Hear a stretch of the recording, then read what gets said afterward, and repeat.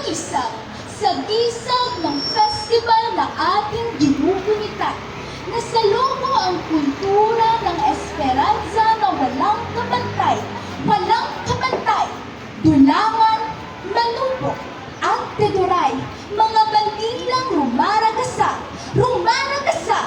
sa kalimang pagdiriwang ng halo-halo, ang pagkakaibang di matutungpasan.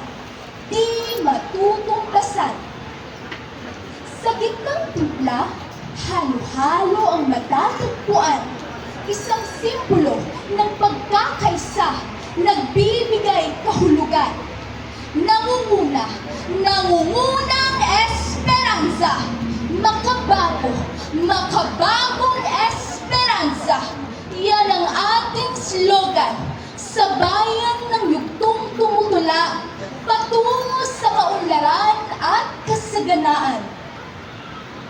Kilala sa kanyang malasakit, Mayor Charles Frederick R. Plotenya. Sa mukha ng ating festival, ang katatagan at dedikasyon ay masusukat na.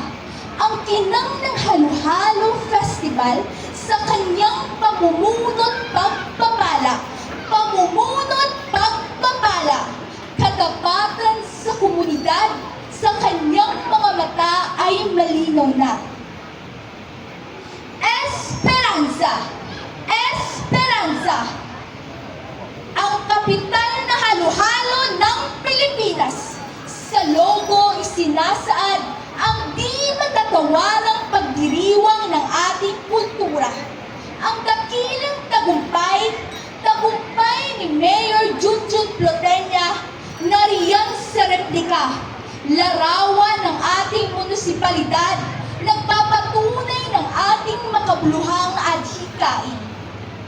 Sa bawat kutsara ng halo-halo, kasaysayan ang natutunghayan, di lang kasarapan, ngunit ang diwa ng kultura at kaunlaran.